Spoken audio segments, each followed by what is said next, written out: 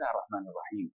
الحمد لله رب العالمين، وصلى الله وسلم وبارك على المبعوث رحمة للعالمين سيدنا محمد وعلى آله وصحبه أجمعين. أما بعد، السلام عليكم ورحمة الله وبركاته.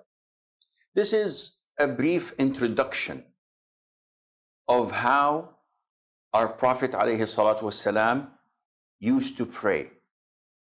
And this is collected and taken from the authentic Sunnah.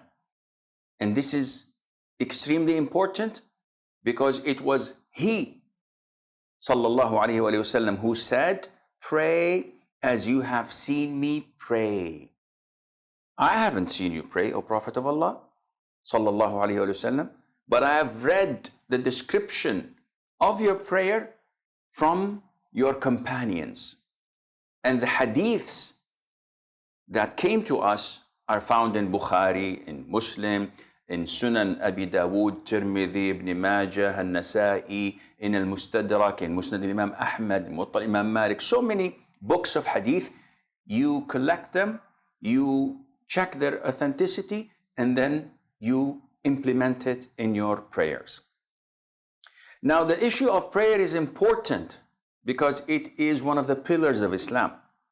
Not only that, it is a vast and huge topic because, like any forms of worship, it has conditions. It has things that nullify it. It has pillars.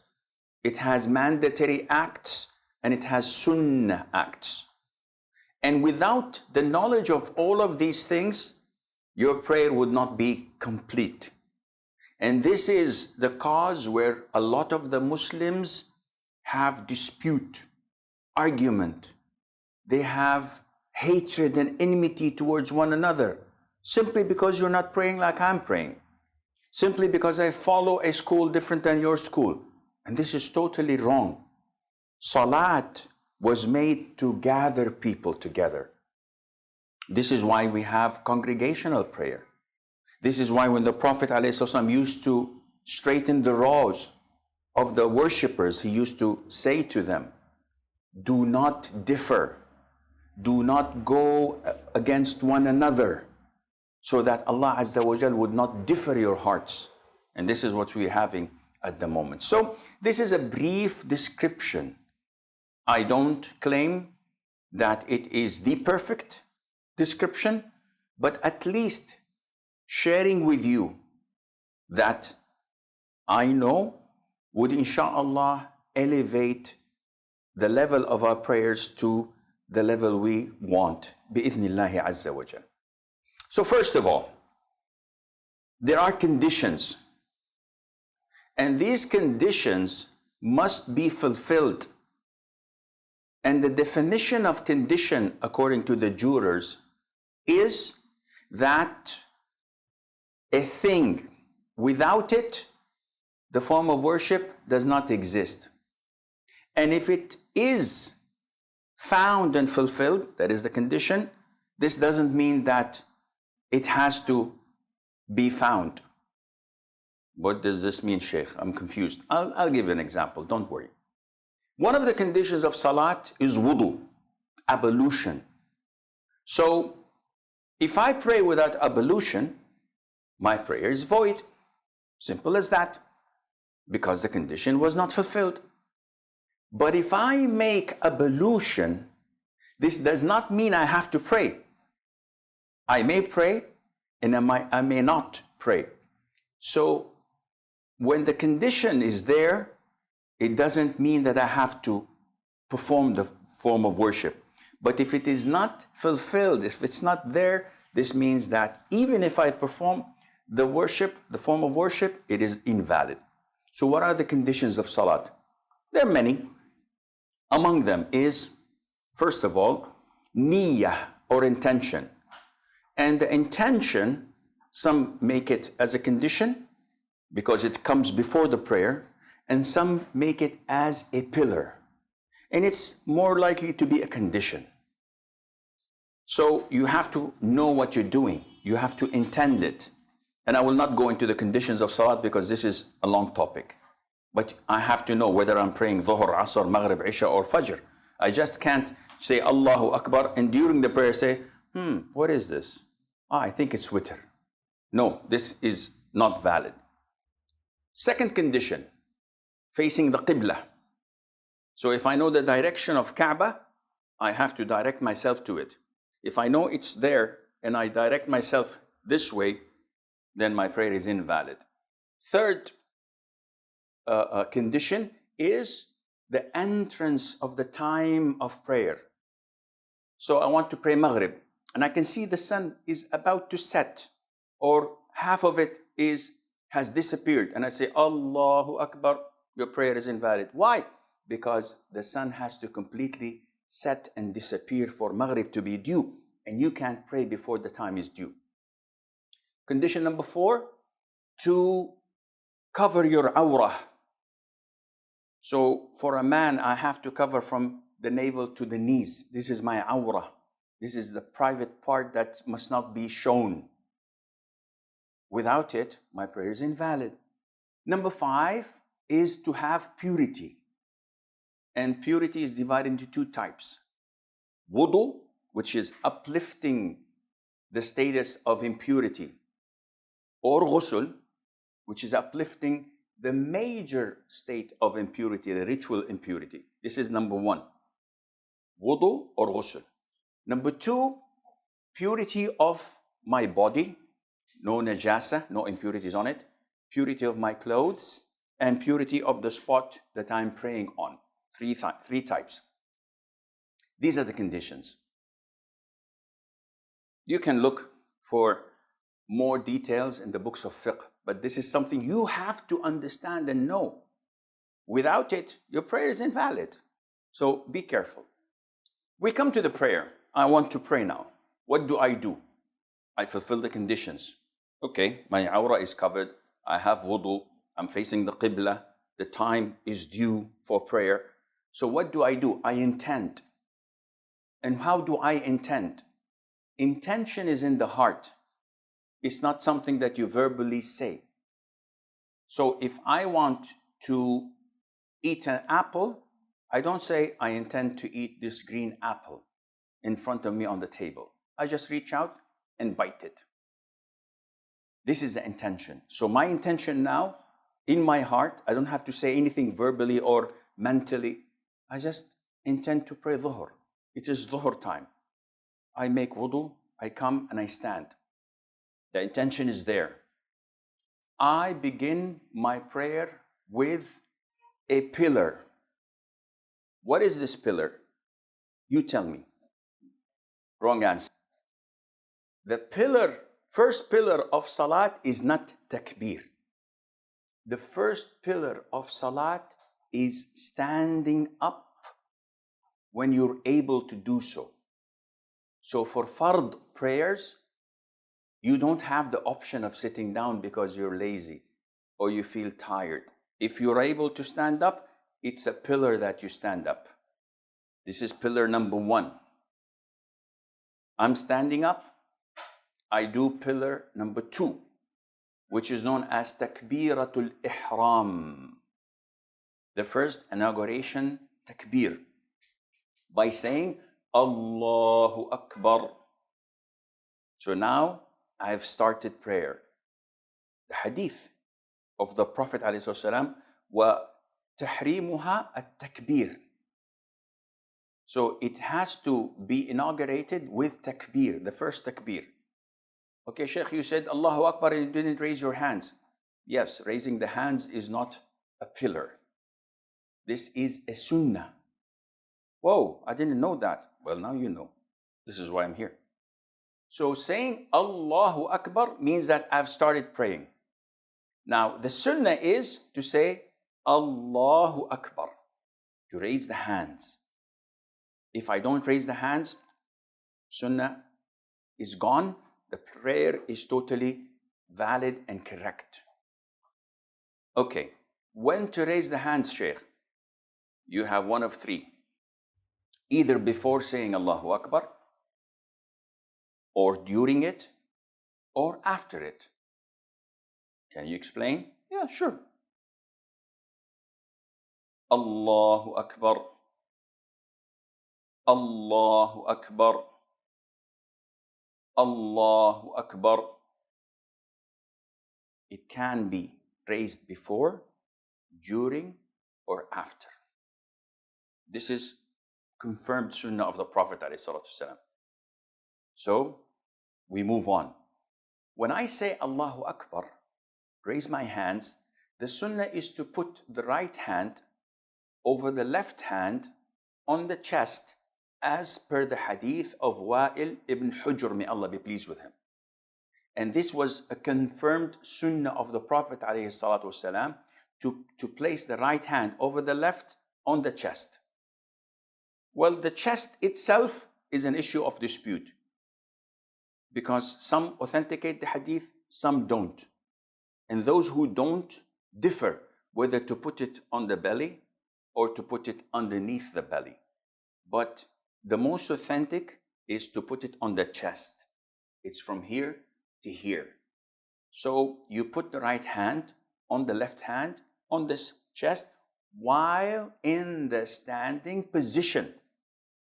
Underline, highlight with yellow, bold font. Why? I'll come to discuss this with you, because the hadith, when describing the Prophet's prayer, ﷺ, they used to say that he used to put the right on the left hand in the standing position. So now I'm standing. Let's begin from scratch. You look at the place of your prostration. You don't look at the chandeliers and look at the people around you. Everything is fine. No. You're praying. Look here. Look there.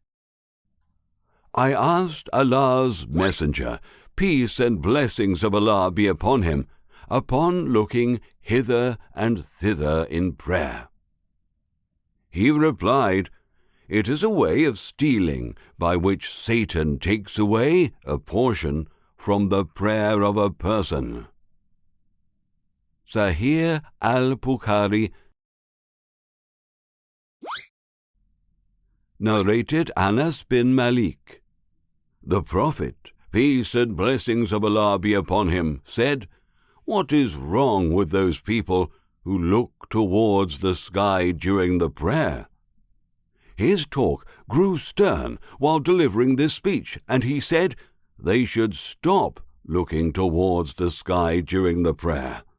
Otherwise, their eyesight would be taken away. Narrated by Sahih Al-Bukhari. You're facing Allah Azza wa Jal. So you stand in submissiveness and humility, expressing your poverty, and you say, Allahu Akbar. Where do I raise my hands? Two hadiths. One next to the shoulders, one next to the ears. So how do I understand this? It's very easy. The palm is next to your shoulders. The fingers are next to the level of your ears. And this is how you combine between the two authentic hadiths. So it is not like Allahu Akbar, as people say, or Allahu Akbar, as people do. This is all wrong. It is not Allahu Akbar. No, it is this way. So the palms next to the shoulders, the fingers are next to the level of the ears, facing the Qibla. You say Allahu Akbar, looking at the place of your prostration. Where do I put my forehead? I look at it whenever I am in the standing position. So it's always like this. Then I place my right hand over the left hand on the chest. And there are two ways of doing this. Look at my fingers. This is my wrist, my palm, and my arm. It's in between, like this. So this is one way of doing it. The other way, which is also authentic of doing it, is grabbing my wrist like this. So I'm grabbing it. Some people want to make something in between, so they do this. And this is wrong. Either you put the whole palm of your hand with the fingers on the arm, wrist, and hand, or you simply grab your wrist, left wrist, like this. So what people do like this is totally wrong.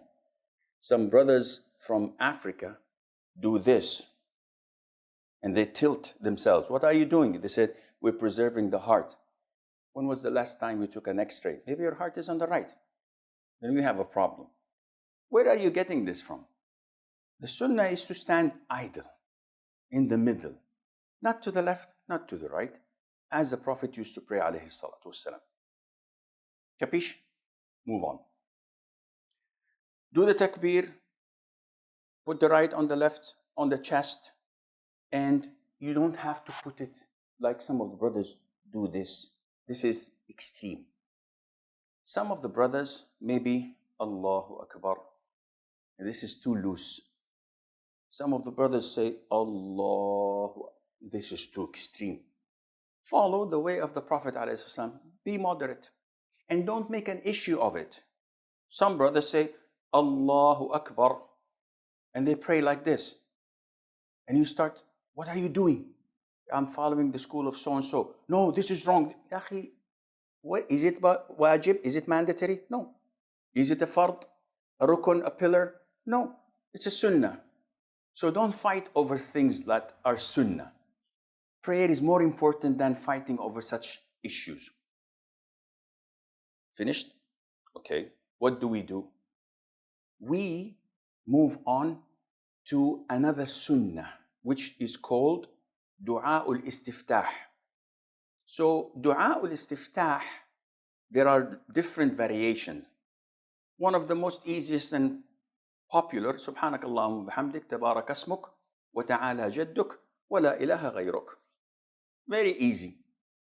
This is a sunnah. If I skip it, do I have any problem? No problem. Another famous one is the dua of Abu Hurairah in Sahih Muslim. اللهم باعد بيني وبين خطاياي كما باعدت بين المشرق والمغرب ونقني من خطاياي كما ينقى الثوب الأبيض من الدنس واغسلني من خطاياي بالماء والثلج والبرد. Beautiful dua, Sahih Imam Muslim. There are 3-4 more. You pick and choose. If you skip it, no problem. Then I begin with saying أعوذ بالله من الشيطان الرجيم, or أعوذ بالله السميع العليم من الشيطان الرجيم. Or there are a number of ways of seeking refuge in Allah from shaitan. Mandatory? No. Sunnah. Then I say Bismillah ar-Rahman ar-Rahim. Mandatory? No, it is sunnah. Sheikh, give me a break. What do you mean sunnah? In the Quran, if I open it, I find Bismillah ar-Rahman ar-Rahim, number 1. This is a verse from the Fatiha. Akhi, it's an issue of dispute. And the most authentic opinion, according to the Sahih Sunnah, that Basmalah is not a part of Fatiha. It is a dividing verse between the surahs of the Quran, with the exception of Surah At-Tawbah, chapter number 9. And the hadith is clearly stating this. When Allah says, I've divided prayer between me and my servant into 2 halves. When my servant says, Alhamdulillahi Rabbil Alameen, Allah says, my servant has praised me. Ar-Rahman ar-Rahim, and so on. It goes on like this. So Allah did not mention Bismillah ar-Rahman ar-Rahim, which means it's not part of the Fatiha.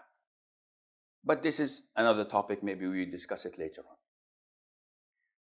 Then I begin in one of the pillars of Salat, which is Al-Fatiha. So I say, Alhamdulillahi Rabbil Alameen, Ar-Rahman Ar-Rahim. I say each ayah and I stop and I pause. Not Alhamdulillahi Rabbil Alameen, Ar-Rahman Ar-Rahim, Maliki Yawmiddin, Iyaka na'budu wa Iyaka nasta'een, Uhdina as-Sirata al-Mustaqim. I ran out of breath. If I were younger, I would have continued the whole surah. This is permissible, but it is not the sunnah. The sunnah is to stop at the end of each verse with a pause. And this is why when we pray, we don't find the taste and beauty of it. because we want to rush things.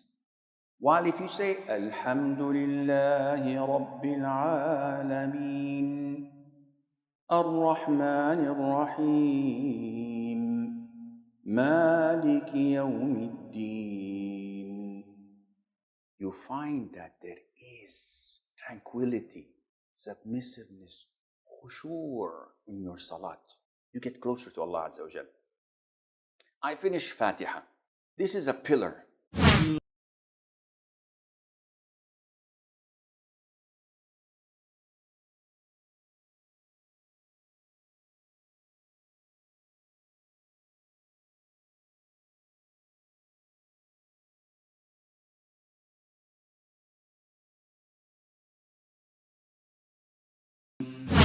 Now I'm talking about pillars, mandatory acts and voluntary acts. Once I finish the Fatiha, I can go to ruku'. Whoa, Sheikh, wait. There's a surah afterwards. I know there's a surah afterwards. This surah is a sunnah. You're kidding me. No, I'm not. There is a surah after the Fatiha, but it is a sunnah. So if I say, وَلَضَّالِّينَ آمين Allahu Akbar, in Fajr, my prayer is valid. I didn't know that. Now you know. If I say it in Maghrib, it's valid. If I say it in Isha, it's valid. The sunnah is to recite a surah afterwards, or a verse as a minimum. And the sky's the limit. Interesting. So I recite a surah afterwards. قُلْ يَا أَيُّهَا الْكَافِرُونَ. I finish that, then I go for ruku'. One question, Sheikh. Yes. After I say غَيْرِ الْمَغْضُوبِ عَلَيْهِمْ وَلَا الضَّالِّينَ آمين, should I pause so that the people behind me can recite the Fatiha? So I say وَلَا الضَّالِّينَ آمين.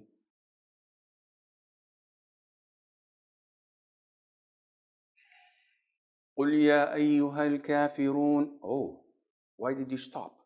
So that the people can recite the Fatiha. This is how they do it in Mecca and Medina. Says, okay, how did the Prophet do it? Because he said, pray as you have seen me pray. My job is to come and check how the Prophet ﷺ used to pray. Never ever was reported that he paused between the Fatiha and the Surah. So this is clear? He never paused. Okay, so you say, وَلَا الضَّالِّينَ آمين قُلْ يَا أَيُّهَا الْكَافِرُونَ. Just like that? Yeah, just like that. Okay, we move on to finishing the surah. We finish the surah. What should we do now? After finishing the surah, the sunnah is to go for ruku'. So how do I perform ruku'? So I finish the surah. I say, Allahu Akbar. Now listen, I haven't said it yet. Raising the hands, sunnah or mandatory? Sunnah. So the raising of the hands is a sunnah. And when do I say Allahu Akbar? Mistake number one. Allahu Akbar. This is wrong. Mistake number two.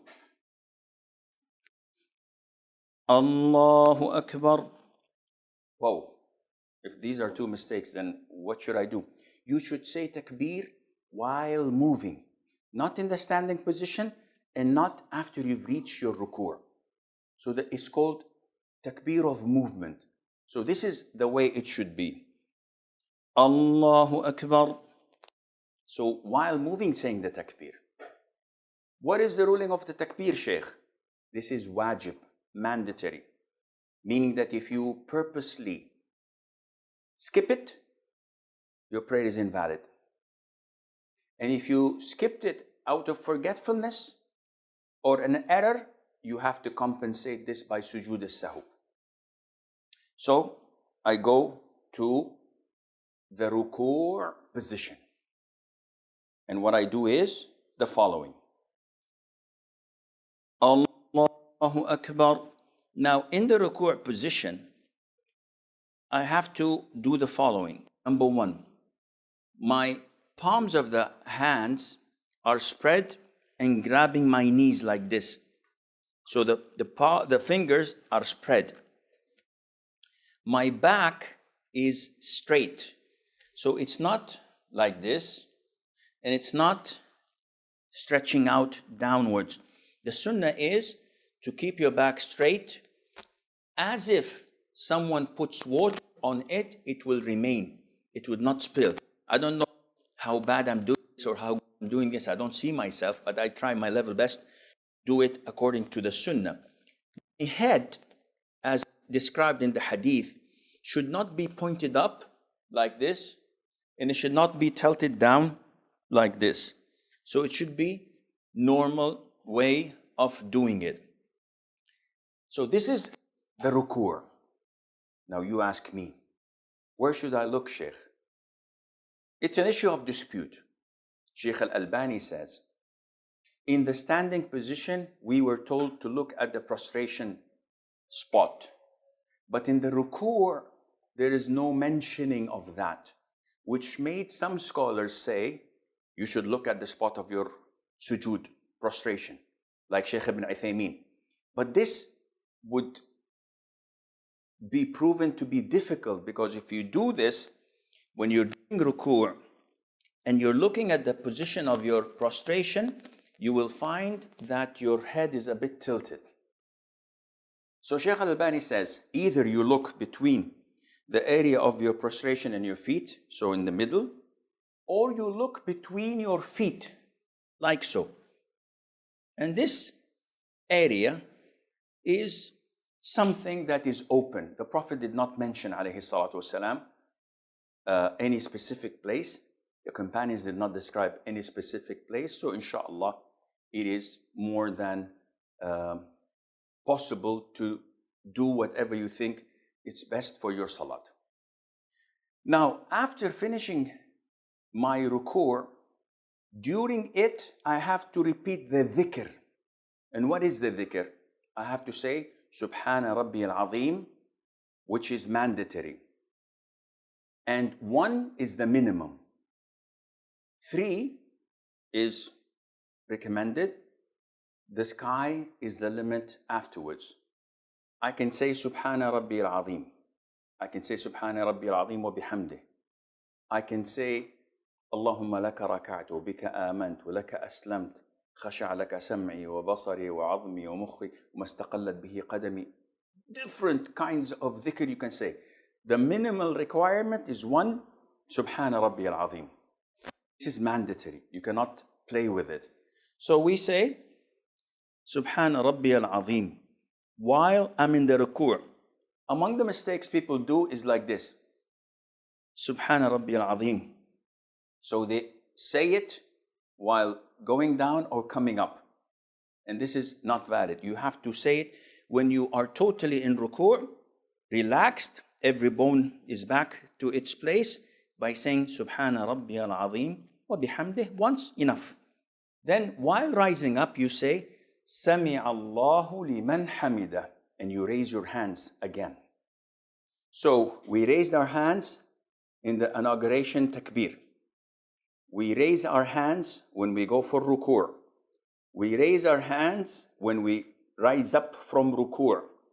And this is the sunnah according to the hadith of Abdullah ibn Umar, may Allah be pleased with him, in Sahih al-Bukhari.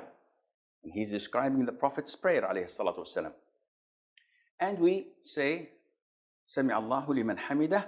This is mandatory for an individual praying on his own, for an imam leading prayers, for worshippers. And I follow that by saying, Rabbana lakal hamd. Rabbana wa lakal hamd.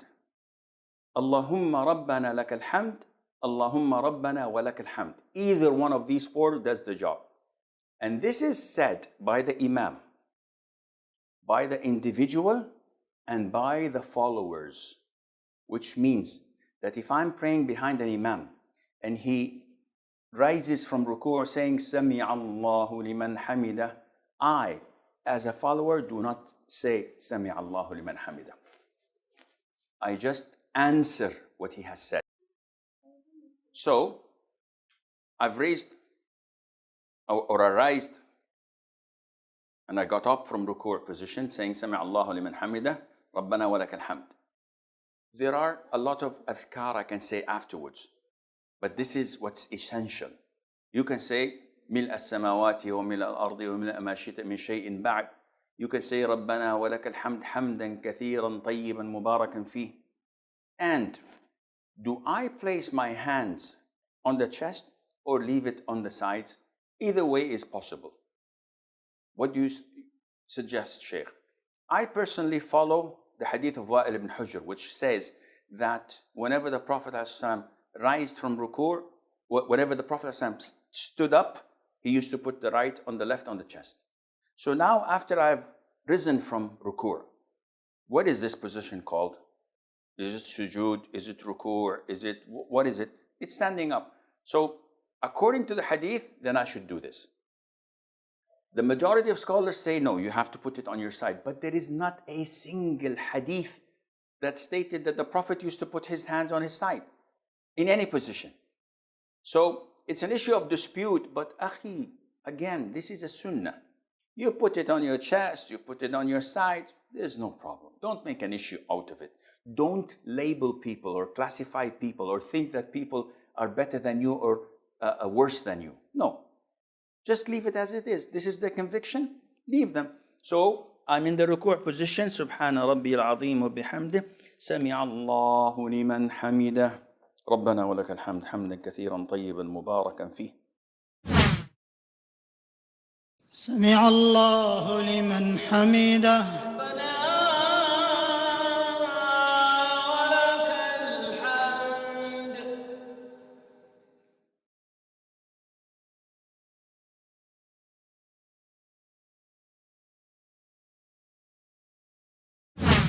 This is my standing up from ruku'. What should I do now? I should go for sujood. Now for sujood, there are two ways, a different of opinion among scholars. Should I land first on my knees or should I land first on my hands? It's an issue of dispute. And the reason of that is the hadith of the Prophet ﷺ when he said that one should not go down like a camel does when the camel wants to sit. Rather, he should put his hands first before his knees. And understanding whether the hands of a camel are their elbows or the knees in his feet, it's an issue of dispute. Either way is okay, inshallah. So, however you feel comfortable with, you should do it. I personally, due to age, due to praying on marble or stones, whenever there are pebbles in the ground, if you land from the standing position on your knees, would surely injure yourself one way or the other. For elders, it's difficult to go on their knees, especially if they have knee problems. It's always best to go first on the hand. It's like a shock absorber. It absorbs the fall itself. It eases the pressure on and the weight on the knees. So how to do this? This is what we'll, inshallah, show you now. So, in order to do sujood, you will find that I'll take my glasses. Now I can't see you, but alhamdulillah, you can see me. Why do you take your glasses off, Sheikh? Because it will hinder putting the sujood spots properly. What do you mean by sujood? Prostration, as the Prophet said, I was ordered to prostrate on 7 limbs. He said, the face, and he pointed to his nose, meaning the forehead and the nose. These are related. This is one organ. The hands, the knees, and the feet. These are 7. So, I want to go to sujood. Do I raise my hands? No. I just say Allahu Akbar while falling to sujood. And this is what I do. Allahu Akbar. This is the way of performing sujood. What are the things I should be paying attention to? Before I do the prostration, I'm still in the standing position. you have to know that, first of all, my hands should be pointing to the Qibla. So my hands are not this way and are not this way, rather they are pointing to the Qibla. Now, where should I place my hands? I have the option either to place my hands next to my shoulders or a little bit close to my ears. My knees are not so close together, they are apart. My feet, they are close to each other, erect, with some toes, not all of them, because it's impossible to have all your toes pointing to the Qibla, but the toes that are bendable can point to the Qibla. My arms are wide and spread, so my biceps are not close to my sides. So I have to spread as I'm spreading my wings. And my stomach is not touching my thighs. Some people just go very down. And I'll show you quickly, hopefully to the best of my knowledge and ability. So my forehead, my nose must touch the ground. And these 7 limbs must touch the ground throughout the sujood. Because part of the famous mistakes is having your feet dangling. Or some of the brothers having the left hand on the ground and the other hand while prostrating, playing with his beard or looking at something in his pocket. So he's prostrating on 6 limbs, and this renders his sujood void if he does this without any legitimate reason. So I was standing up. Now I'm falling into the sujood position, and I'm saying Allahu Akbar in between. So let's look at how I make the sujood. This is one of the ways of doing it. So my hands and fingers should be pointing towards the Qibla. My face, my forehead, and my nose are touching the ground. I should have my arms apart and away from my body. And at the same time, my stomach is not touching my thighs. Some brothers do this, and this is wrong. And this is too much spread. So the appropriate way is either having my hands next to my ears or to my shoulders. I can have this one here, and I can have this one here.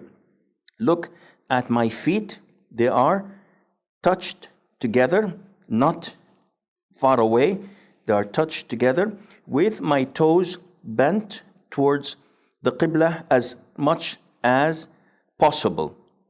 Now, if I'm praying next to people, to my right and to my left, if I do this, I'm going to annoy them and maybe harm them. So it is permissible when you are in a tight position to put your elbows on your thighs or inside. What is haram and prohibited is to do this. This is prohibited, which I have my forearms on the ground like a dog. And the Prophet said that this is totally prohibited. What should I say when I'm prostrating? Subhana Rabbi al-A'la. Subhana Rabbi al-A'la wa bihamdi. Sabbuhun Qaddusun Rabbul Malaikati wal Ruh. So many du'as. The minimum requirement, Subhana Rabbi al-A'la. Can I make dua? Go ahead, make dua. As much as I want, as much as you want. Oh Allah, pay my debts. Oh Allah, guide my children. Oh Allah, guide my wife. Oh Allah, get me a second wife. Oh Allah, grant me health. Whatever. In Arabic. Sheikh, I'm non-Arab and I can't say it in Arabic. No problem, say it in your own language. Oh, this is interesting. Yes, the closest you are is when you are in sujood position.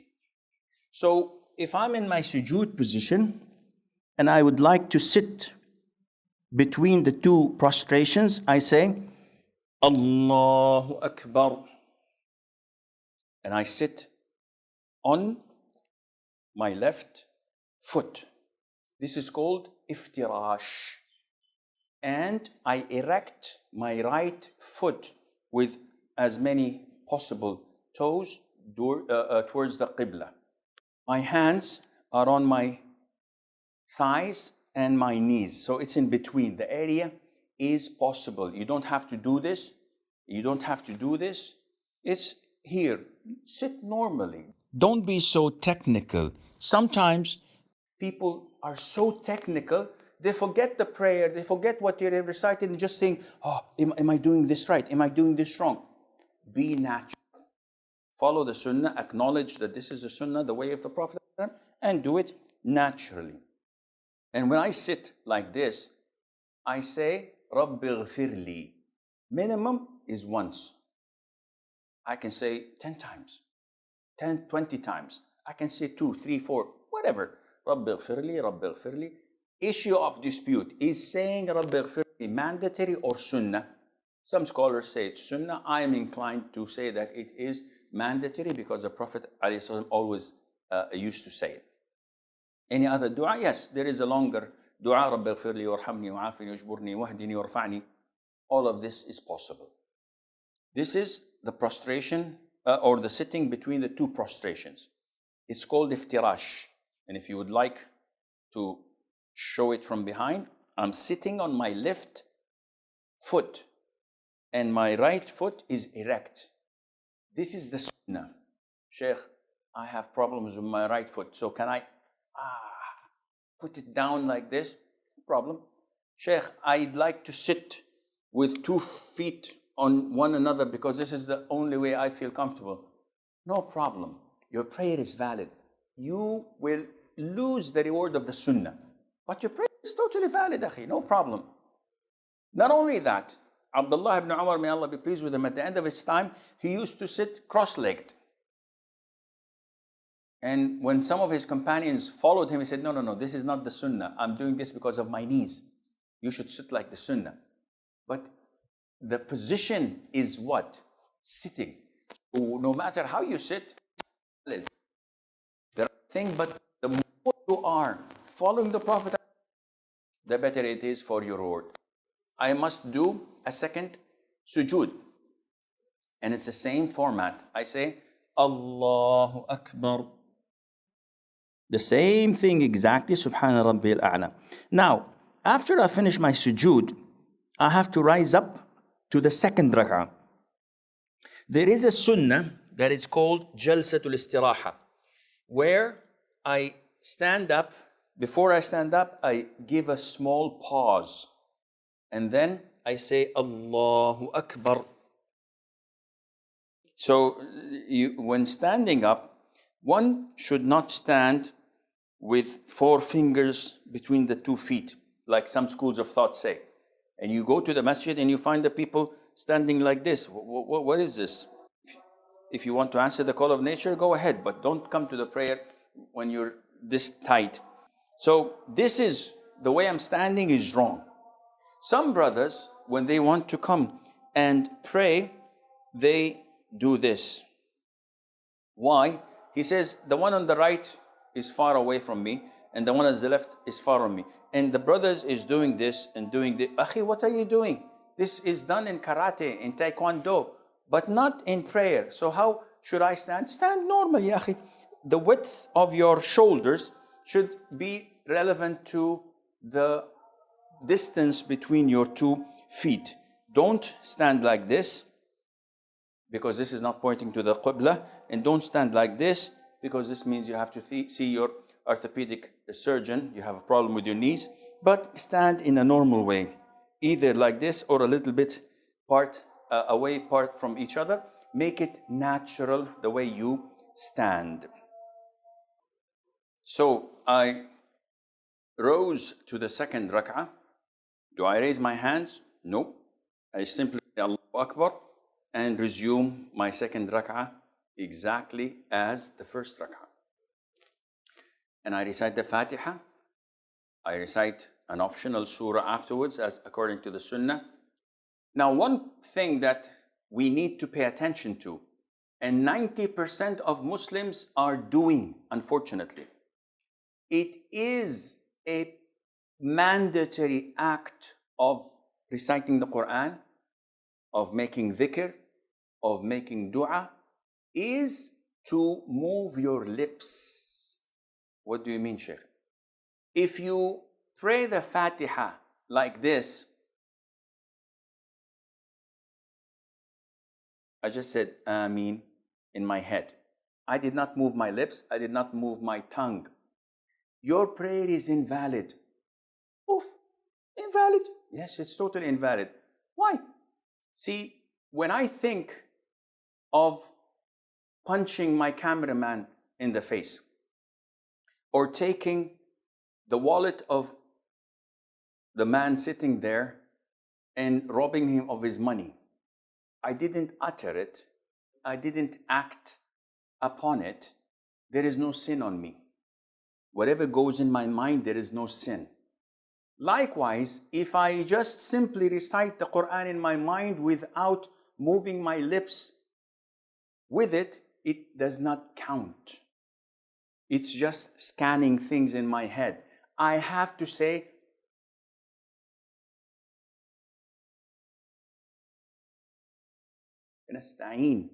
I have to move my lips and my tongue. And this is why when some of the companions of the Prophet ﷺ came to him, he said to him, your tongue must remain moist with the remembrance of Allah. Which means that you have to move your tongue when reciting the Quran, saying Allahu Akbar. The people, they do like this. And they keep on their prayer without moving the lips, and this is totally wrong. One of the things that a lot of the Muslims also make a mistake in is keeping their eyes closed. So what are you doing? Well, I am daydreaming. I think I'm on the beach in Côte d'Azur, in Cannes or Nice. Wow, it's fun. Allahu Akbar. What? This is totally haram. Why are you closing your eyes? He said, oh, Sheikh, I'm distracted. Whenever I keep my eyes open, the man in front of me is moving, and the next one to me is touching his pocket, and the third one is picking his nose, and every time I feel tempted to look at my watch, and sometimes I say, Sami Allah liman hamida, and I watch the chandeliers and the lights and the writing on the wall, I get distracted, so I close my eyes. This is not permissible. Why? Because neither the Prophet ﷺ nor his companions had ever done this, and they had more things to distract them than you. Now, if you tell me that there's a child in front of you while praying, sometimes you get these situations. You get a 3-year or 4-year-old child standing in front of you, looking into your eyes and doing faces to you. This would make you break into laughter. So in order to avoid this, you close your eyes for maybe 5-10 seconds until he goes away. This is okay. But to think that tranquility comes only through closing your eyes while doing this, this is against the Sunnah and it's not permissible. Also, one of the common mistakes is that when you are in the ruku' position and you say, Sami Allahu liman hamidah, people think that this is time for dua qunut. So they say, Sami Allahu liman hamidah, Rabbana wa lakal hamd, hamdan kathiran tayyiban mubarakan. This is wrong. The raising of the hands should be Sami Allahu liman hamidah. If you want to make dua, either put your hands to your sides or to what I have indicated to earlier, put the right on the left on the chest and say, Rabbana wa lakal hamd, hamdan kathiran tayyiban mubarakan fi. This is only done in qunut of witr. When you're making dua, in qunut of witr, not during their prayers as usual. I bow and I prostrate and then I sit for the first tashahhud. So when I rise up from the second sujood to sit for my first tashahhud, I'm in the position of iftirash. I sit on my left foot with my right foot erect, with my toes pointing to the qibla. And I begin to say at-tahiyyat, which is mandatory. Now, my left hand is on my knee and thigh in here. My right hand has two positions. The first position is to grab the two pinky and the one next to it finger, to attach the middle finger with the thumb, doing a circle like this, and to point with my index finger like this. This is position one, which the Sunnah came with. The second position is to make a fist with all four fingers, pointing only with the index finger. So, either this or this. Now, what do I do with the index finger? The Sunnah, as in the hadith of Wa'il ibn Hujr, the Prophet, whenever he sat alayhi salatu wasalam for tashahhud, he used to point his index finger, moving it, making dua with it. So the Sunnah is to point it like this, shake it in its position, not circling like some people do, and not going up and down like people do, rather than pointing it and moving it. There is another hadith which is not as strong, not as authentic, which was narrated by Abdullah ibn Zubayr, may Allah be pleased with him and with his father, that the Prophet used to point and does not move. But the most authentic opinion is the hadith of Wa'il ibn Hujr, that he used to move it throughout. So when do we stop, Shaykh? You begin by saying, التحيات لله والصلوات والطيبات السلام عليك أيها النبي ورحمة الله وبركاته السلام علينا وعلى عباد الله الصالحين أشهد أن لا إله إلا الله وحده لا شريك له وأشهد أن محمدا عبده ورسوله, with different variations of this tashahhud. And I'm moving my finger. Point out that I can say either one, the hadith of Umar or the hadith of Abdullah bin Mas'ud. Assalamu alayka ayyuha nabi. This is Ibn Umar, this is Umar ibn Khattab and others. Or I can say that what Abdullah ibn Mas'ud used to say, which is in Sahih al-Bukhari, Assalamu ala nabi wa rahmatullahi wa barakatuh. And he said that we used to say at the time of the Prophet, when he was alive, Assalamu alayka ayyuha nabi. But after he died, we used to say, Assalamu ala nabi wa rahmatullahi wa barakatuh. So I can say either one. Now this is the first tashahhud. Do I offer salutation afterwards by saying, Allahumma salli ala Muhammadin wa ala ali Muhammad? No. The most authentic opinion is that this is the Sunnah. Imam Shafi'i said that if you add salutation upon the Prophet in the first tashahhud, this is recommended. And the vast majority of scholars say this is okay, but it is not per the Sunnah. So you stop at وَأَنَّ مُحَمَّدًا عَبْدُهُ وَرَسُولُهُ. Now, then you go and stand up for tashahhud, your third rak'ah. In Fajr, I continue. Allahumma salli ala Muhammad wa ala ali Muhammad, and I point out my finger throughout until I offer salam. If I'm in Maghrib or Dhuhr, Asr or Isha, I stand up for the third rak'ah. I continue the third rak'ah, the fourth rak'ah, and then I sit for the last tashahhud. In the last tashahhud, which is in a prayer that has two tashahhud, the first one and the last one, I sit in the position known as tawarruk. And tawarruk means that I sit on the hip, the wirk, and I sit on my left buttock. This is called tawarruk. And I erect my right foot as usual, but my left foot, which I used to sit on, now comes underneath my right leg. So this is called tawarruk. The Prophet used to do this in the third rak'ah in Maghrib and in the fourth rak'ah of Dhuhr, Asr and Isha. Now, I place my left hand over my knee with it. And sometimes it's erect so that I can lean on it, because I can see that my hip and my side is a bit tilted because of this way of sitting. And my hand is on my thigh, pointing my finger, and I'm looking, and this is something important. When I sit for tashahhud, where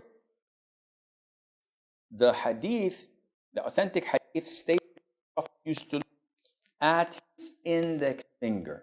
So I should keep my sight through tashahhud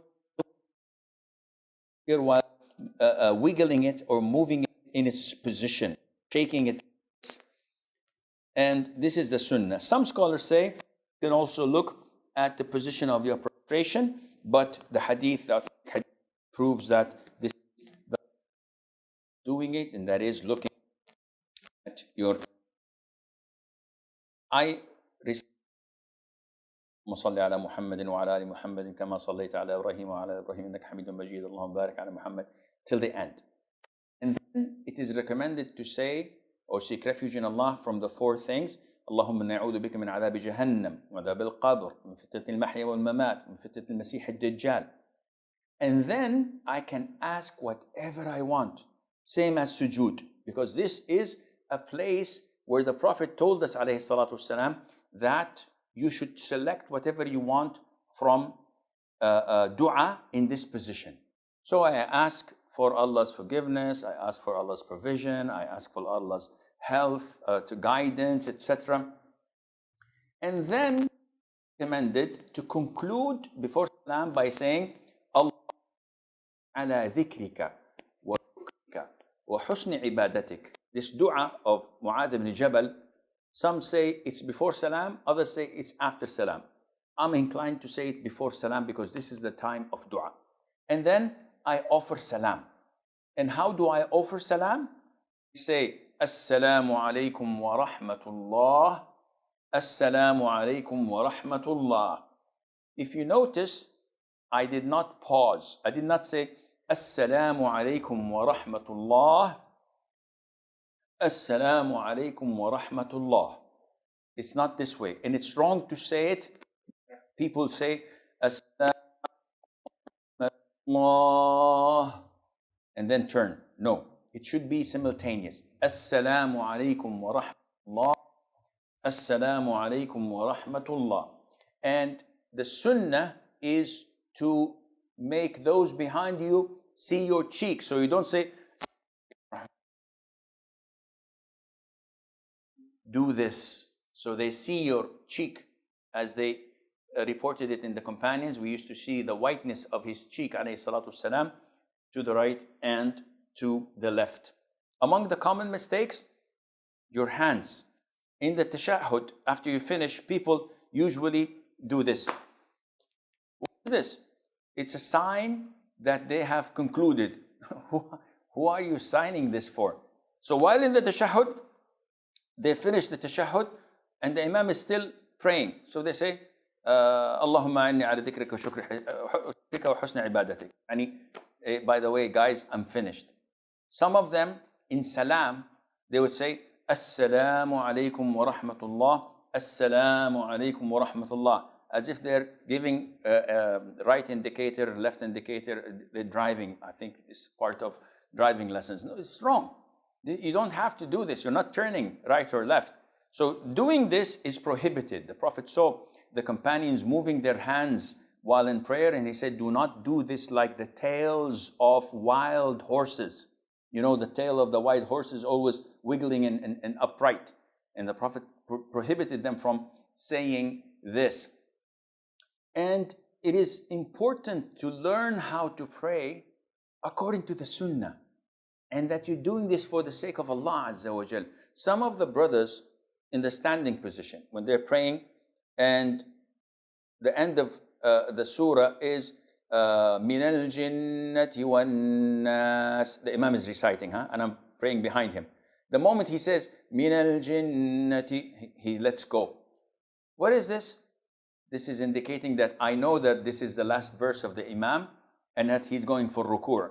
And this is acknowledged in long surahs. So if he's reciting from a long surah that people don't usually know, and I know that he's going to make ruku' now, I let go. So people next to me say, oh, mashallah, he's a hafiz. He says, Sheikh, I didn't do this for that intention. Why did you do it then? Don't. follow the Imam. As long as the Imam is doing this, you do it. The moment the Imam says Allahu Akbar, you let go.